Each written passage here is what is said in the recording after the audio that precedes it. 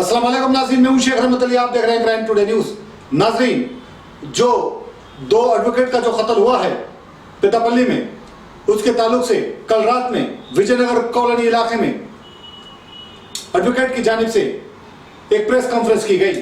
उन्होंने मजम्मत की और हुकूमत तेलंगाना और पुलिस के आला अहदेदारों से गुजारिश की कि फौरन इस केस में तवज्जो दे, वरना आगे चलकर बड़े पैमाने पर एहतजाज होगा। तकीर रहमान की रिपोर्ट देखिए। सीरियस लीजिए।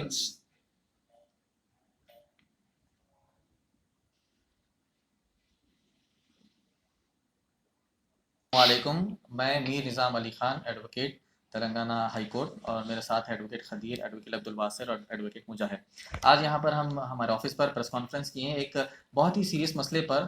जैसा कि हम देख रहे हैं कि हैदराबाद में कई सारे कत्ल के वाक़यात हो रहे हैं, आम लोगों के खतर हो रहे हैं, ये समझ में आ रही है बात।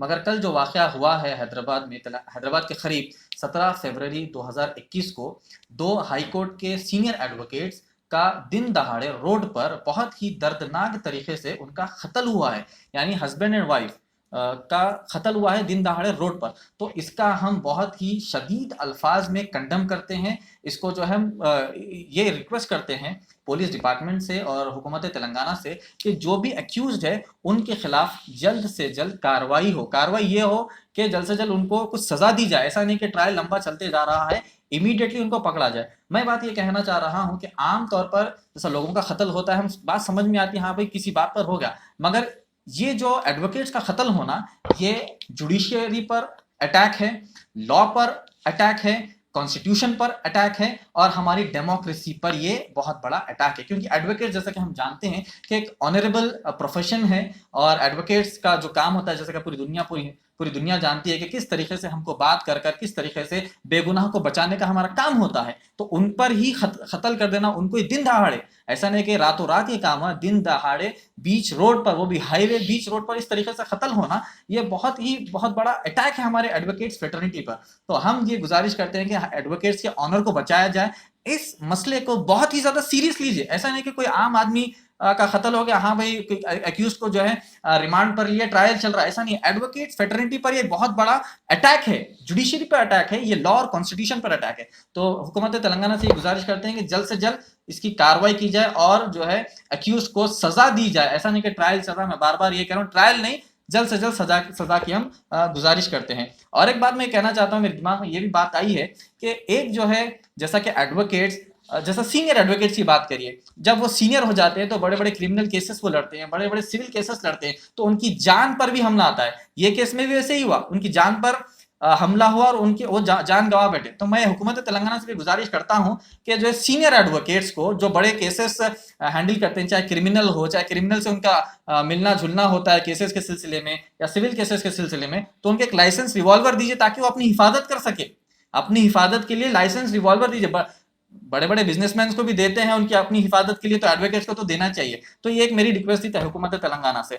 मैं यही कहना चाह रहा हूं कि हम इस अटैक को शदीद अल्फाजों में कंडम करते हैं और इसकी जांच की हम रिक्वेस्ट करते हैं। इस मसले को बिल्कुल आसानी से और लाइट नहीं लेना चाहिए। ये कॉन्स्टिट्यूशन पर अटैक है, हमको इस बात को समझना है। और मुआशरे में जो ऐसे राउडी शीटर्स घूम रहे हैं जिनको खुलेआम छोड़ा जा रहा है, हाँ हम जानते हैं कई रॉडी शीटर्स पर पीडी एक्ट लगाकर उनको जो है अंदर डाला जा रहा है, मगर और ऐसा काम आगे बढ़ना चाहिए और भी लोगों को जो है अंदर करना चाहिए ताकि इस तरीके के वाकयात कम हो सके। आम आदमी की भी जान बचना चाहिए और जो है एडवोकेट की भी जान बचना चाहिए। हो सके मिसाल के तौर पर आगे हम फ्यूचर में ये ना देखें कि किसी एडवोकेट का भी एक साथ ऐसे ही हाल हो गया, किसी पुलिस वाले के साथ भी ऐसे ही हाल हो गया, तो लॉ एंड ऑर्डर बहुत खराब हो सकता है अगर ऐसा माहौल सही नहीं रहा। तो हम यही कहते हैं कि लॉ एंड ऑर्डर को सही करिए। और इस मसले पर यही कहना चाहते हैं, एडवोकेट्स के ऑनर पर यह बात आई है तो हम प्रोटेस्ट कर रहे हैं और प्रोटेस्ट जारी जब तक रखेंगे जब तक हमको एडवोकेट फ्रेटर्निटी को इंसाफ ना मिले।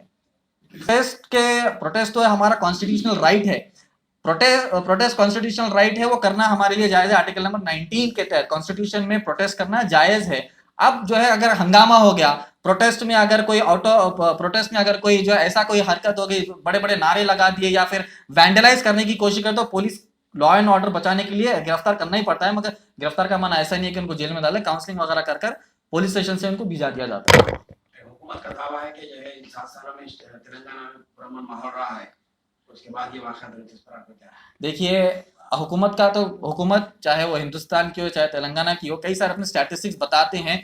हैदराबाद सिटी पुलिस से भी कई सारे जो है स्टैटिस्टिक्स निकल के आ रहे हैं, मगर जैसा आप लोग मीडिया वाले, आप लोग बेहतर जानते हैं हमसे ज्यादा कि कितना क्राइम हो रहा है और बढ़ भी रहा है, कंट्रोल भी हो रहा है, बढ़ भी 50-50% जैसा कहते हैं हम, उस तरीके से चल रहा है। तो हम यही चाहते हैं कि जो क्राइम बढ़ रहा है उसको कम करे और इस तरीके से लॉ एंड ऑर्डर का साथ पुलिस, लॉ एंड ऑर्डर के साथ पुलिस जो है आगे बढ़ते रहना चाहिए। क्राइम कम भी हो रहा है, साथ ही साथ बढ़ भी रहा है, इस पे भी हमको नजर रखनी चाहिए। हाईकोर्ट की जो वकील पे जो कातिल हमला कत्ल हो गया, जी, अब इतने बड़े वकील पर अटैक हो तो आम आदमी सेफ नहीं, कहीं ना कहीं पुलिस की लापरवाही है, नाकामी है।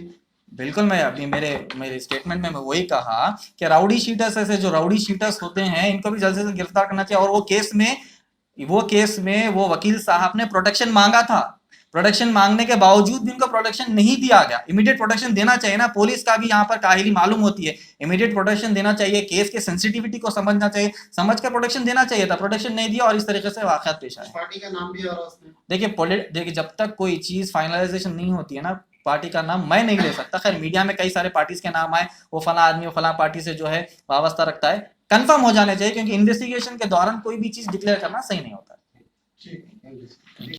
Cell world. हे, अगर आप मोबाइल फोन खरीदने की सोच रहे हैं तो चले आइए सेल वर्ल्ड की शोरूम में। यहाँ पर सारे ब्रांडेड मोबाइल, CDMA4 और एडिशनल एक्सेसरीज दस्तयाब है। मोबाइल फोन्स की दुनिया में भरोसेमंद नाम Cell World, the most trusted name in mobile phone since 1999 at your service. Cell world.